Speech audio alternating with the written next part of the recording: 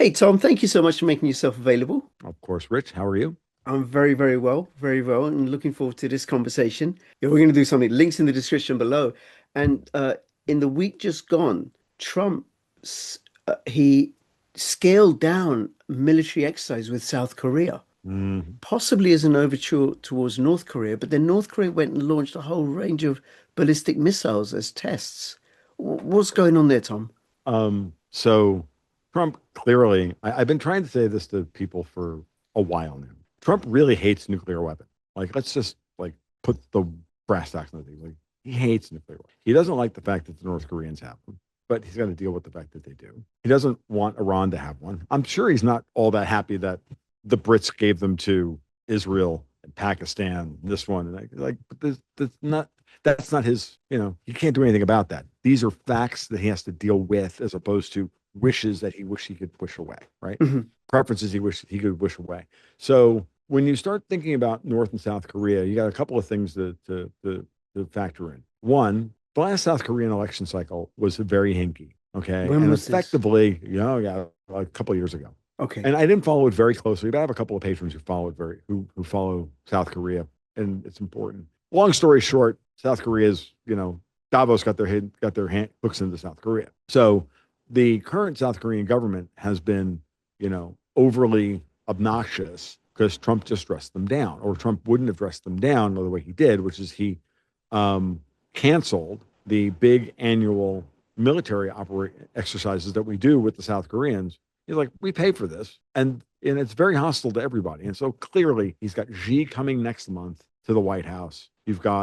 He's wants to deal with wants to bring North Korea in from the fold, right? In from the cold. John Bolton in his first administration destroyed that with the whole, legal pad, thing, and blew up the talks in Hanoi. Trump wants a realignment of and a de-escalation of tensions in the Pacific Rim. He does.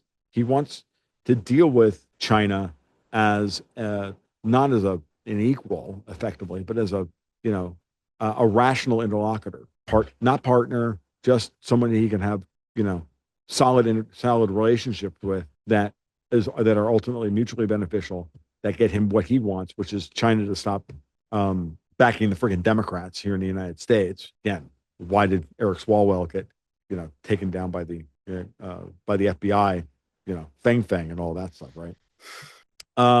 So the canceling of those exercises is a big deal. It's the obvious fig leaf to the Chinese, to the North Koreans, while he simultaneously gets to dress down the South Korean president at a time when, as we talked about in the other video that we did, the South Korean stock market is under attack by someone.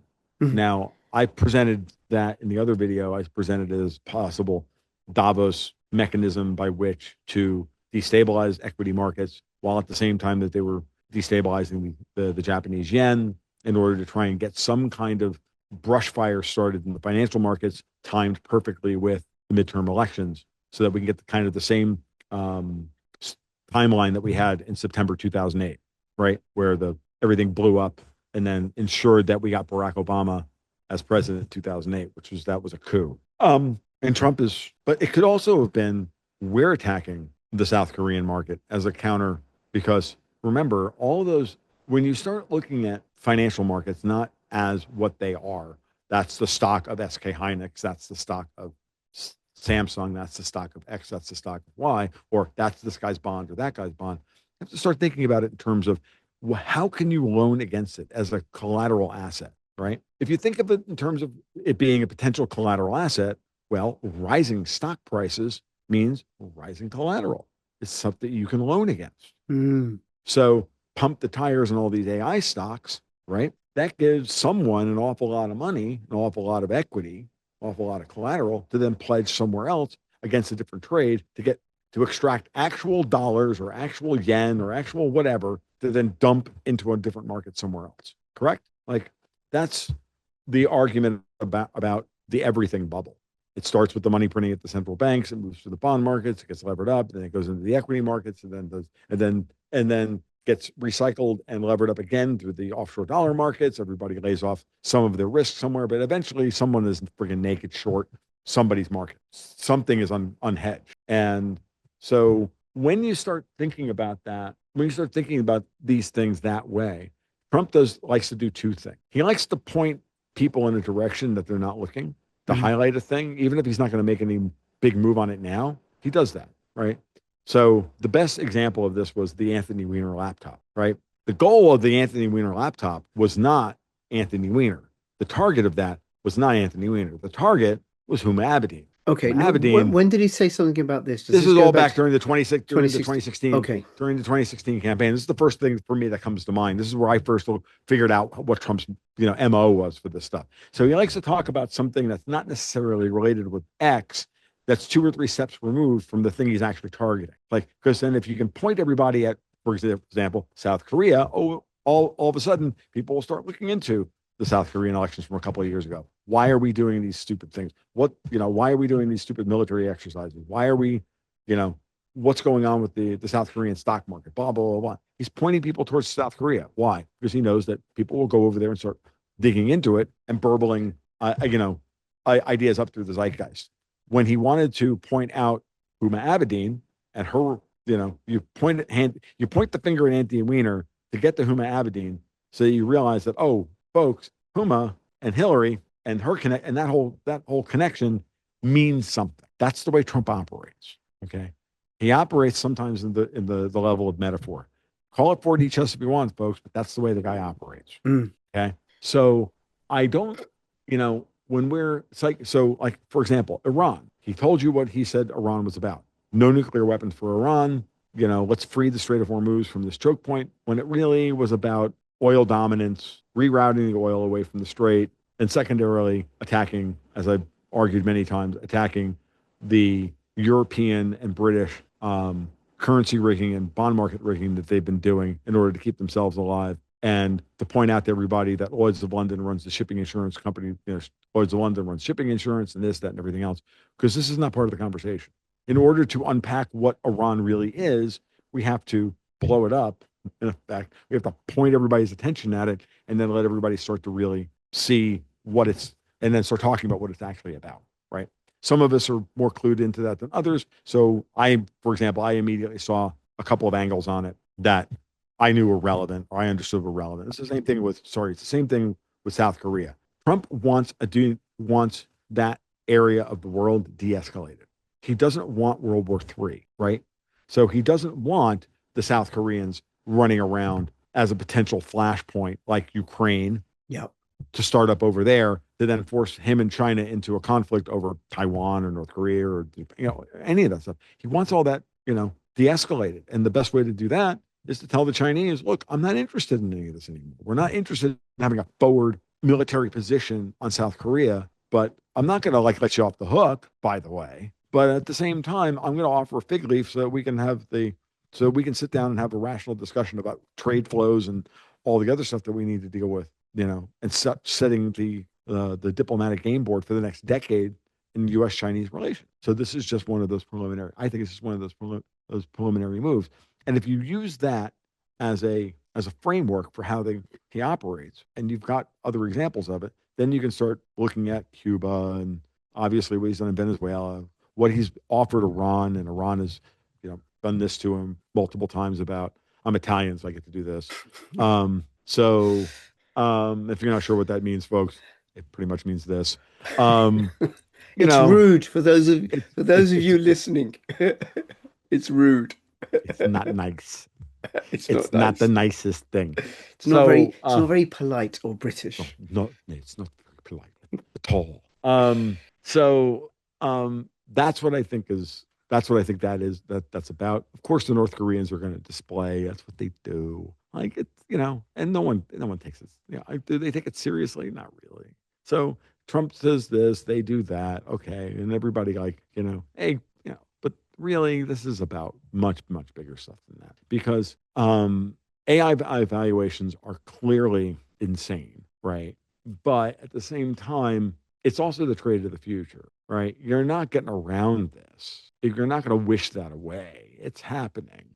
Mm. The way it happens, or the way it builds out, or the way we use these large language models, or the way we use these things is not necessarily what we think it's not necessarily going to be what we see now. It's like the original version of the internet, right? Or it's just like hypertext. Now we're using the internet for everything, right? And the internet today is a different beast than it was in its early days. And I don't really think at this point any of us really have a handle on that in a way that is durable, but or even profound, or even intelligent. Fuck profound. So but understand that everybody's got a strategic vision as to why it's important and how they're going to utilize it in the future. So, and I think South Korea is a very important part of that. Because, memory. And by the way, we're breaking South Korea's hold over memory because Micron is building a new plant in Idaho, and we're building memory plants in the United States. We're building chip factories. We're building all this stuff here in the United States. Now we have other holes in our strategic element, because I hate the word mineral, strategic element supply chains, right? There are certain, I keep learning about some of these things, and I'm like, oh my God, we have to deal with that tomorrow, and but that's where the negotiations come in, if you understand what I mean. That's Yeah. where the trade negotiations come in, right? Say, hey, why don't we stop doing these things and stop being jackasses and wasting capital doing this stuff? And why don't we figure out ways of utilizing capital and in other ways? And and you need to dismantle, China need to dismantle these programs you have within the US. I'm going to dismantle these operations against you. We're going to de-escalate the world a little bit. We're going to negotiate some trade deals, and and everybody can go eat baklava and sip coffee. Be nice. It'd be a better world, right? And maybe at the end of all of this, we all get to find out how good Iranian pistachios really are, because they are phenomenal. So wouldn't that be nice, right? So Okay. and let's make a better world. But that's a difficult process, and it's going to be it's a process that's going to be fought hard by the existing infrastructure, power structure, whatever you want to call it, Star Chamber, yada yada yada, that is making the most money off. And it's all, again, part of all the things I ever talk about, which is that how do you disempower those people while doing as little damage to the rest of us as possible. And that's no short order. Yeah, that's a big freaking ask. Excuse me. Have you signed up for my free newsletter yet? Go to richdoespolitics.com. Yep. Okay. And it would make sense for Trump's vision for the world, and actually for humanity, to disappear that as the Korean Peninsula as a source of tension, ease Right. things with China, but then also Russia would be affected, Of course. would benefit Because the Russians would be happy to bring pipelines and railroads and everything else through North Korea. into South They Korea. directly into South Korea. Like I talked about this for the newsletter, I don't know, 6 years ago.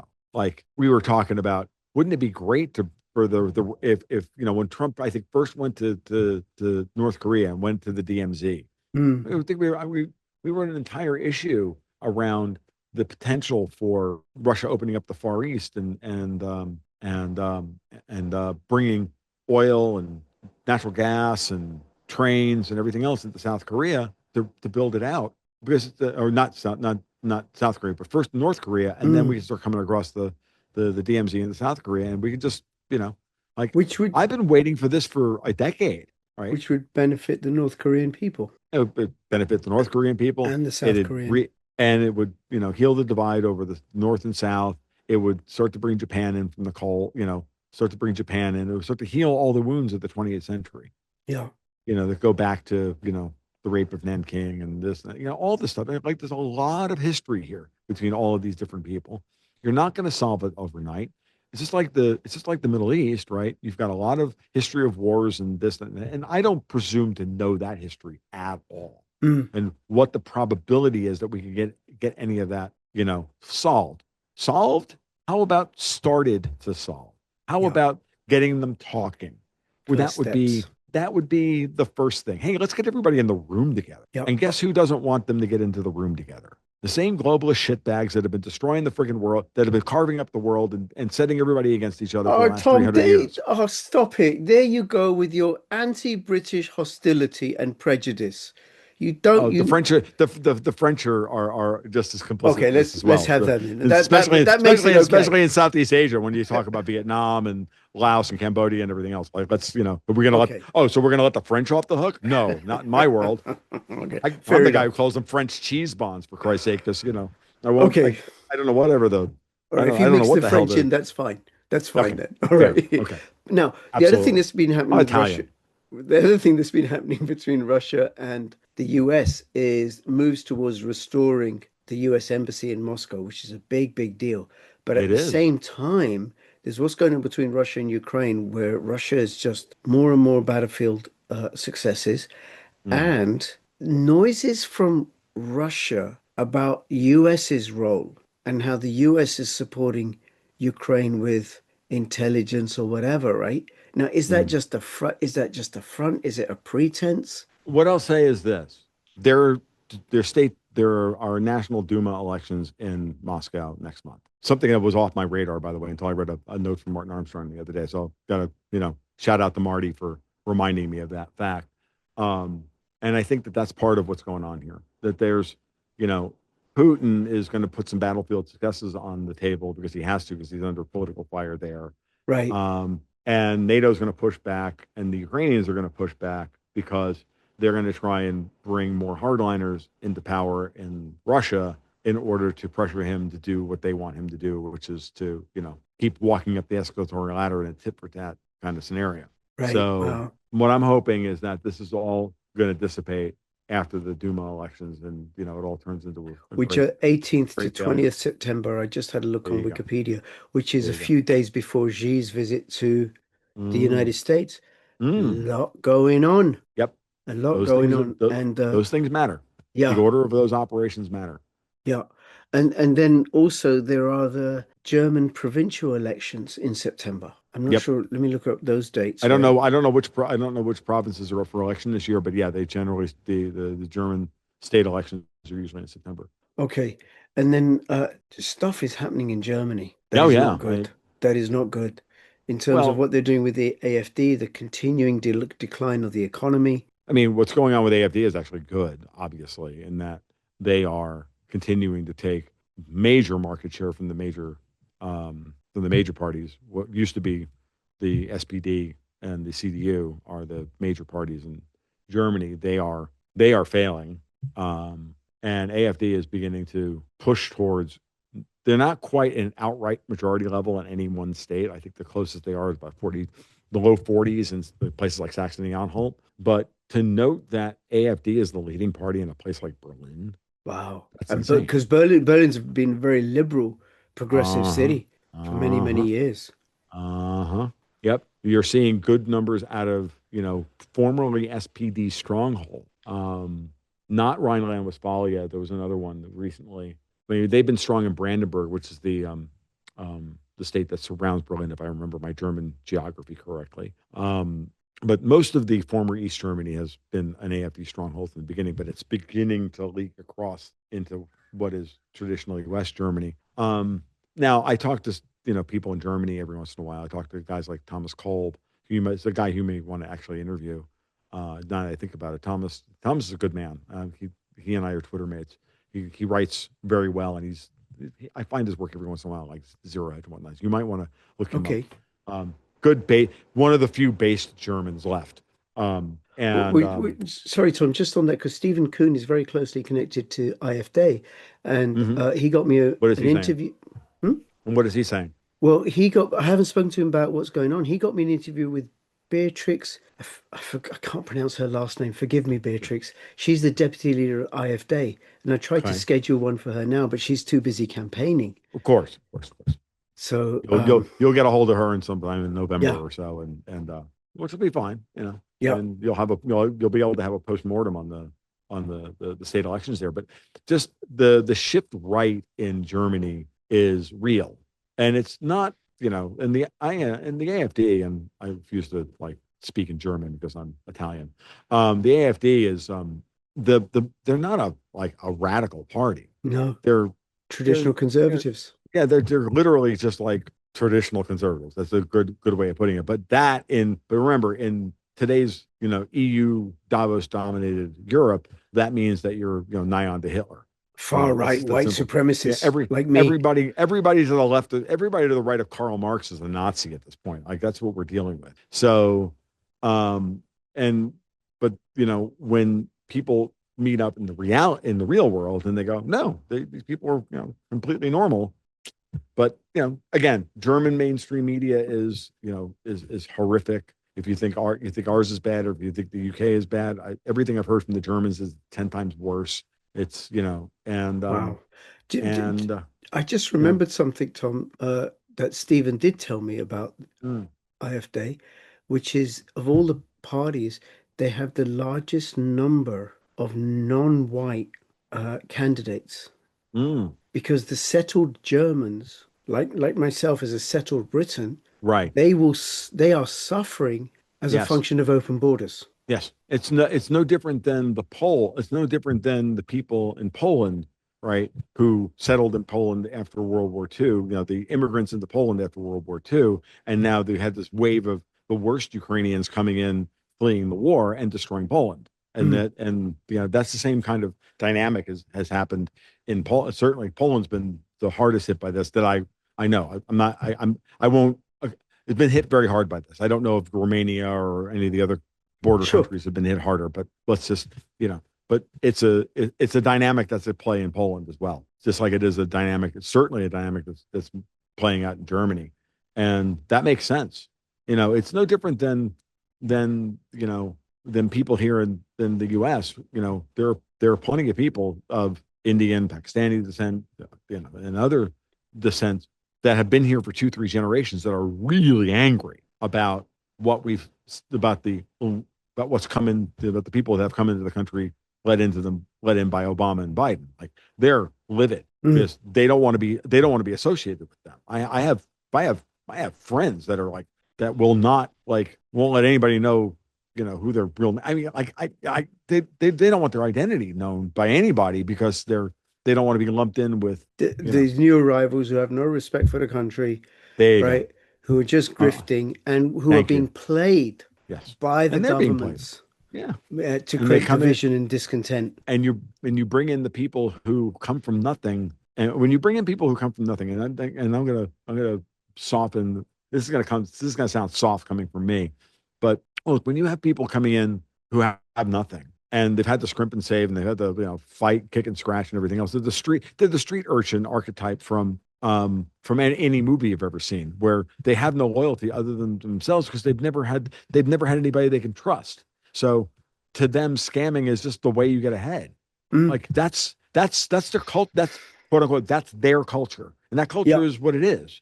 And you have to overcome that. That's a hard thing to overcome. That's going to be, and that's going to take. And if you bring those people in, don't be surprised when they all scam. So got news for you.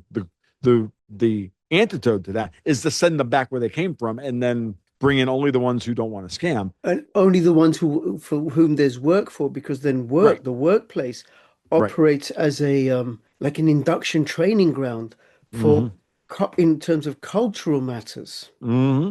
Yep.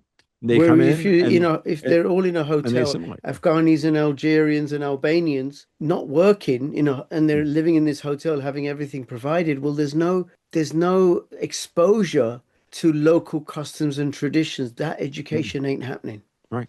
Right. No, I know. It's Okay.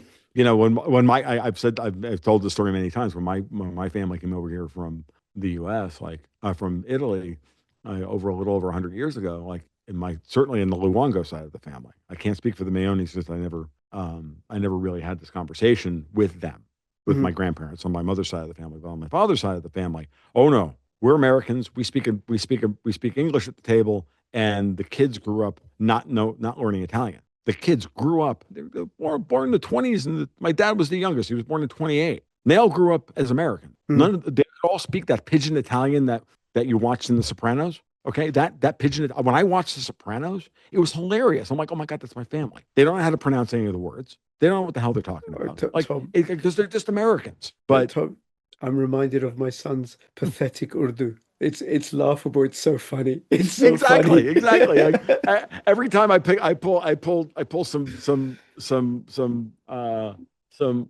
salami or whatever out of the refrigerator. When my wife brings it home for me as a treat every once in a while, I'm reminded of those scenes and where they're calling they're using gabagool. It's not gabagool. It's capicola. You fucking jabroni. Like what the hell, you know? Oh, And the a fact that I could jabroni. use, yeah, it's the fact that I use the word jabroni. There you go. There's another one. Like, like but that's the culture. That's that Staten Island, Northern Brooklyn, Staten Island, Northern New Jersey, that then, Italian Yeah. culture. But these people all came over like, oh my God, we're so happy to be Americans. But we didn't have it, but they didn't speak the language and they had to work their asses off. But they assimilated them. They tried to assimilate immediately. And And as I've said contribute many times, and contribute. No, okay. Now I want oh, to so again, three of my uncles fought in World War II. right. Okay. Okay. Now changes. I want to change the topic slightly. Hmm. Something that we didn't cover in our previous video where we looked at finance, gold, silver, Hmm. Bitcoin, the bond markets. And I don't want to cover the same ground, but something we didn't Sure. talk about that I think is important is the likelihood of a bond market collapse Mm. in the UK and Europe because their economies are so poor. There's no productive, well, there is some productive capacity, but you know what I mean? It's Yeah, yeah, declining and yeah, they keep borrowing, and they don't have cheap energy. Well, Britain does, but they're keeping it safe underground so it doesn't get wasted. yeah. It doesn't get wasted because climate change, Yeah, that's right. That's net right. zero. Yeah. Um, it's for your own good. It's for well, which I appreciate. Thank you. You do. Thank you so much. I'm You do. looking forward to a cold, wet winter. Yeah, of course. Yeah. Everybody watch this video so Rich has enough money to buy Yeah, please. to buy heating oil this weekend this That's winter. right. That's right. Please keep watching this video. Subscribe, comment, like, and join my All that stuff. community There you go. so I can keep warm this winter. Shameless plug 101. Like let's get the copywriting out of the way, folks. No. On a serious note, you are right to make that call. I don't know that we're going to get there between now and the midterms. I'll be honest with you.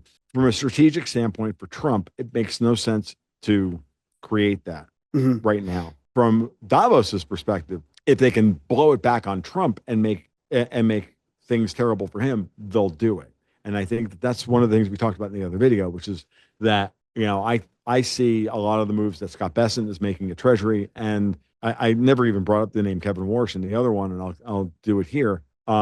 There's no air between the Treasury and the Fed. The Treasury is we're moving into a Treasury dominated world in the United States where the W- Treasury is in charge of the currency and the Fed is being deprecated. But don't assume that means that the Treasury and the Fed are at odds with each other. You're going to hear a lot of people try and make that argument for you because you won't know any better. I'm telling you, there's no air between them mm. because, and I'll give you a perfect example of how of an early receipt on this, to use a Steve Bannon term because I like tweaking that dirty traitor son of a bitch, which is the following. So what's the first thing Kevin Warsh did when he came to the Fed? He ended forward guidance. Yeah. So now we're talking, now the FOMC meets and they go, we declined the FOMC voted 6-3 not to raise interest rates, period. That's a whole statement. That's That's like it. pretty much the entire statement. No forward guidance. And then a press conference where he goes, well, we didn't raise interest rates. Yeah. I'm not going to answer that. And for those that are unfamiliar with financial markets, forward guidance, what Jay Powell used to do, and I think previous Fed Mm, Reserve chairman used to do, is they'd let them know about what they're going to do at subsequent meetings. right. And so because of that, the markets could then structure themselves in a particular way. This was not the norm in American monetary policy until Alan Greenspan. Mhm. Paul Volcker didn't tell anybody he was raising interest rates 400 basis points at the time. He just went out there and did it. He was like, nope, raising interest rates. Like he didn't guide the markets. So we ended forward guidance. That means we're shutting up. We're letting the markets decide what's going to happen next. Well, when Bessent intervened in the yen and he sold euros to buy yen, did he tell the Europeans? No, No, he did not. that was a big FU to the Europeans, right? Now, okay. Now But I that's want what to I'm keep it getting in at here is Europe. that yeah, that's what I'm getting at. So what I'm telling you, yes, that's what I'm telling you. So there's been a change in culture at the Fed and the Treasury, meaning they hold Europe's future in their hands if they decide to become adversarial, which has been my argument from the entire time. Right. They are the ones who have the dials to be twisted on what we can do to Europe's future.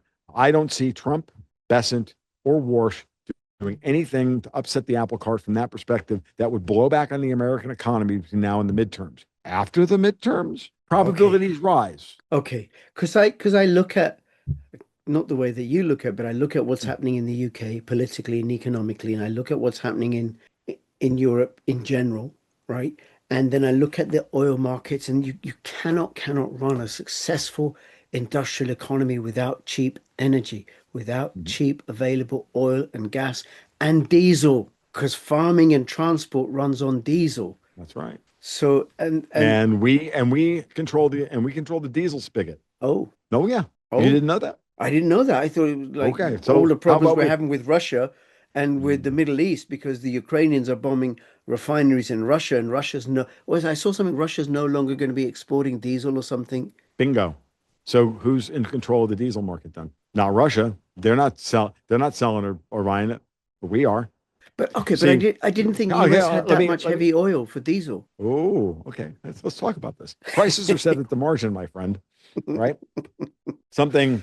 So it was funny when oil markets hit the low 70s a couple weeks ago, and now they're back up in the, I don't know, the low 90s or whatever.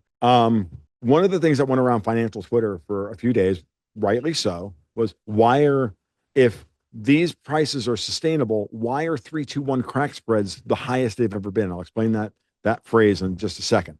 Okay, that doesn't make any sense. That's what I heard from friends of mine in financial space. People like, honest questions. People like Tracy Schuchart and others who were asking these very specific questions, and they were making the argument that oil has to go up because 3-2-1 crack spreads were so wide. Now, what's a 3-2-1 crack spread? That's where you crack 3 barrels of oil, get 2 barrels of diesel fuel, and 1 barrel of gasoline. Mhm. And the spread between the price of the barrels of oil, what you can sell the gasoline for, and what you sell the diesel fuel for, that's the 3-2-1 crack spread. And that determines how much money you can make on a barrel of oil, on 3 barrels of oil, right? So Bloody you hell. buy the oil for $70 a barrel, you crack it, you sell the diesel and the gasoline for $150 a barrel. Your spread is Hey, $90. Your 3-2-1 crack spread is $90, right? So to Tracy's point, what she was saying is that doesn't make any sense. Oil's got to rise in price because we're seeing 3-2-1 crack spreads in the $60, $70 a barrel, which is insane. So the refiners are making money hand over fist. I'm like, but we still refine like 1.5 to 1.8 million barrels of diesel fuel a day, more than we use domestically. So Vince Alonchi and I did a podcast a few weeks ago when we talked about this. And he's like, yeah, like if Trump ever gets worried about the price of diesel fuel in the United States, he'll just scream about middle distillates. That'll be the phrase. And he'll say, we can't afford to export those anymore. I have to put the kibosh on that. Who do you think is buying those middle distillates at those insane crack spreads because of tight supply globally? Oh, that would be you, Rich. no, my government ain't buying because they just want us to freeze this winter. Well, or Rotterdam, or pick a European port, but that's where the diesel fuel's going, Right. and that's why Germany is paying literally $11 a gallon for diesel fuel right now. I saw pictures out of Germany where they're paying 225 to 235 a liter for diesel, or 250 or whatever. That's like 10, $11 a barrel. Remember, that's euros per liter. So 2.2 euros at $1.17. So how much is that? So from the beginning of this war, I said, who can survive $90 a barrel oil better? The United States, Brent crude's 92, WTI is 85 roughly. We got record crack spreads, and we've got $5 a gallon or 5.50 a gallon diesel here in the US, and they've got $10 a gallon diesel in Europe. Who's going to win that war? We can take that spread. We can do whatever the hell we want to with it. Because all Donald Trump has to do is go, you know what? Not exporting anymore. Price of diesel fuel drops by $1 a gallon in the United States. And where does it go in Germany? Doesn't go up by $1. No. Goes up by $5 because prices are set at the margin. And it creates a panic in the markets. Bingo. So don't think for a second that is not the knife you twist, the dial you twist. That's just one of the dials you can twist. Okay. Meaning what Trump will do is then after the midterms go back to negotiating hard with the Europeans and everybody else. And he's now negotiating with Canada over a new trade deal. And he's going to get the Keystone pipeline coming down from Alberta, Keystone XL pipeline coming in down from Alberta, more heavy oil, more diesel fuel to offset the expansion of the drill rigs that are going into places like the Permian. They're giving us the ultralight sweet crude that we get from fracking, which is great for gasoline, great for jet fuel. Well, it's great for high. It's great for fighter jet fuel. It's great for JP4. It's not great for airline fuel. Airline fuel is heavier than that. But you understand what I'm getting at. Like this is Well, different grades of fuels, different grades of gas. Like so, he gets the Keystone XL pipeline and new refineries. Forget it. We become like the world's purveyor of middle distillates, oil prices fuel prices relative to wages in the United States drop like a rock because wages are continuing to rise. We're going to get oil. We're going to get fuel prices down. That's going to increase middle class profitability. oh Cut my God. taxes, do tariffs, but yeah, the goal. Like Trump's not lying when he says we could run the economy at why are we growing at 2%? We could be growing at 12 if we want to. Okay. Well, putting all of that together, putting together what you and I talked in the other video about Mm-hmm. finances and what Ace and I talked about the what was happening with Iran and the United States, Mm-hmm. plus other stuff. The US really, really, one, it's already ruling the roost. It's really gonna flourish. It's gonna Yeah. fly. Oh yeah. Oh yeah. I folks, I'll give you this one for free.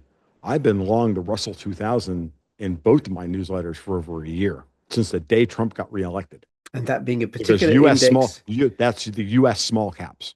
Okay. Because where is this money going to flow preferentially? Once the stable coins happen, once this happens, Through the roof. Okay, Tom, this is why people should subscribe to your community and follow you on X and the stuff that you put out on your podcast. And you should also subscribe to my community and to this channel and comment and like. And Tom will be back very, very soon. Fabulous conversation. This was Rich and Tom signing out. All the best. Bye bye.